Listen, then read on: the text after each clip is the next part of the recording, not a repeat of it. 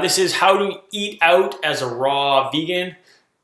Have you ever been in a situation as a raw vegan, or even just maybe as a vegan, and you want to go out, still want to go out with your friends to restaurants, socialize, and be served? This was definitely a big thing for me because when I first went vegan, my family was going out to restaurants a lot, and then I went raw, and then I just didn't know what to do because I'm like, you look at a menu as a raw vegan, you're like, none of this I don't want to eat. I don't want to eat any of this. But there definitely are some tips I can offer to you that will make life so much easier and actually probably really fun. So I'll probably cover about 3 tips in this video on how to eat out as a raw vegan. So stay raw and keep the momentum going. Like I said, I just did another video where I talked about momentum. The more momentum you can keep on with doing something, it's the same thing with exercise. Everybody knows once you get into a rhythm of exercising, then it becomes a lot easier. Same thing when you're eating raw. So you want to keep that momentum going, okay? Keep the momentum going because it just gets easier, guys. The longer you eat raw, the easier it gets, okay? All right, so first tip. So one thing I would suggest is don't let the other people that you're going out with pick the restaurant. You pick the restaurant. Pick the restaurant, okay? Now, why do I say this? Not because you have to go because you want to go to some like hippie place that has just like all incense and flowers and you know, snake plants everywhere and is in a garden and everything's made of bamboo. No, like you don't want, and everyone's wearing hemp. No, that's not what I'm trying to say here. I'm saying you pick the restaurant, but the thing I would pick is pick a buffet. Like there are tons and tons of restaurants out there that offer all-you-can-eat salad, like buffets, all-you-can-eat salad bars. Like a great one is the Olive Garden. Because they do unlimited salad, super salad. You can pick between a super salad, and so you just keep asking more salad, and you just say, hey, like I just don't want the croutons or anything on there. Just bring me the big bowl, and they just keep bringing you bowl after bowl after bowl. I don't know if they still do it, but in other locations, I've even heard the keg, which is a weird place to go eat as a raw vegan. But my parents used to tell me, my mom said, she's like, you know, when she was younger, the keg, I don't know if it's still now, but maybe in other locations other than Canada, you could go to the keg and have an unlimited salad bar.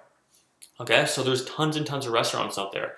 And the other thing too is like when you're doing this, just call in advance and see if they have a salad buffet because most of them probably do.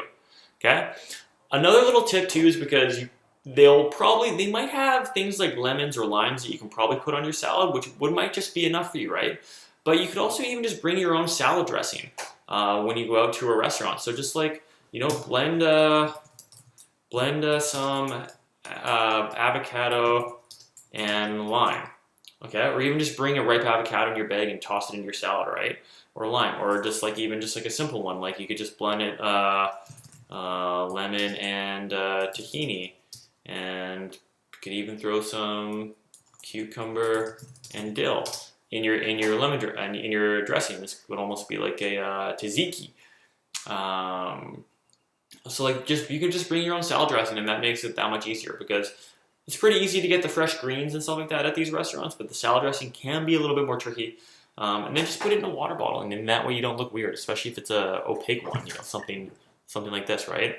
Or even if you want to eat a lot of salad, you could even just do something like my sister. She loves this one. She says it's one of her absolute favorites. Salad dressings, and I happen to agree, just because you can do so much volume of it, is mango and orange. So mango and fresh orange, or even mango and tomato is delicious. And you can get, the great thing about these sauces is since they don't have any over fat, you can make them really, really big and feel fine about them. Oh, mango delicious. Mango tomato is delicious.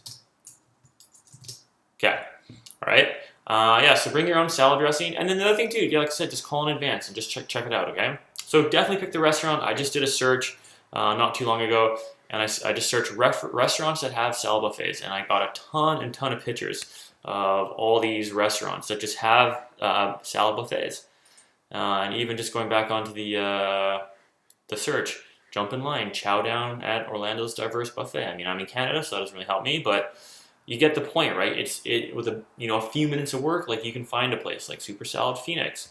Let's see here if I just type in Vancouver.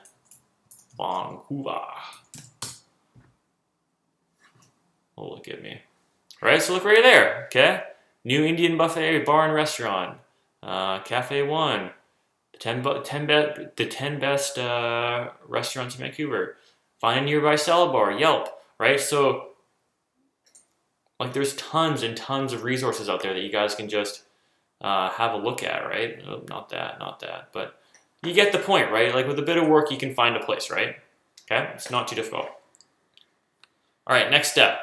So if you're going to a restaurant that maybe you can pick and then maybe isn't as isn't a buffet, basically what you can do is you can bring just like a little flashcard, bring it right out on a little piece of paper, and this is what I typed up. Okay, so you can write this down on a piece of paper, and that way you can give it to the chef and the restaurant staff so they actually know. So I just said, hi, my name is Jason and I am a raw vegan.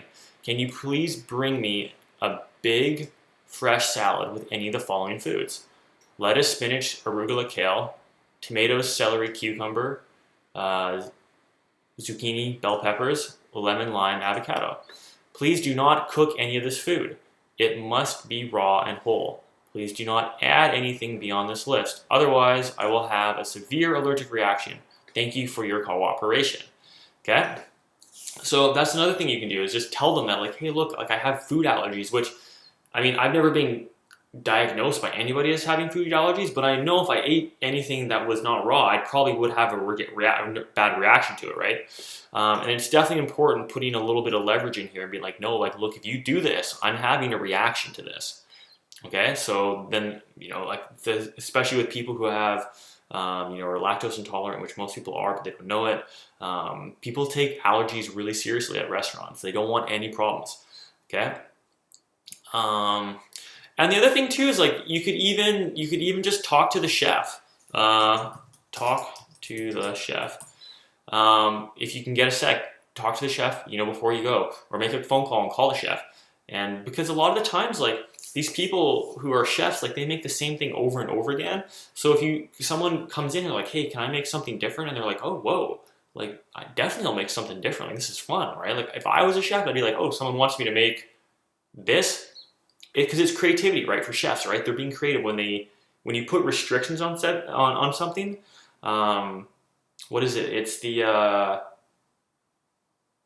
necessity is the mother of an invention. Right? So if you put restrictions on somebody, they just become creative, right? And even just with these simple ingredients, I could make a divine salad, right? Okay, so bring a little flashcard. Okay, another tip. I've done this before recently. I actually did this really recently.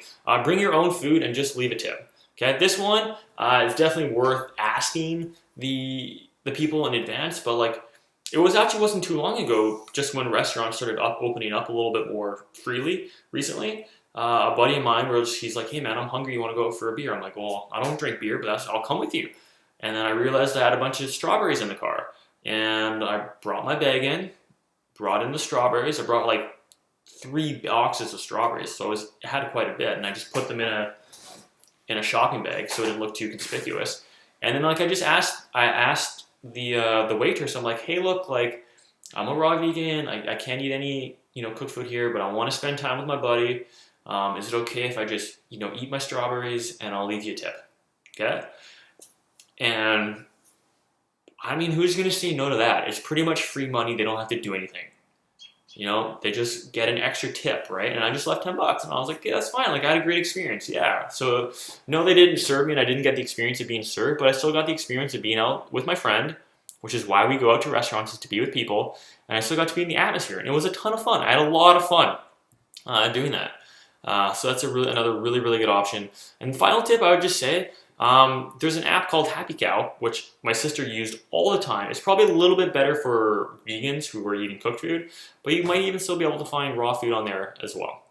So those are my tips. I hope that's been really helpful, because stay raw, keep the momentum going, and let's eat those fruits and vegetables, baby. All right, have a great day, everybody. Talk to you soon.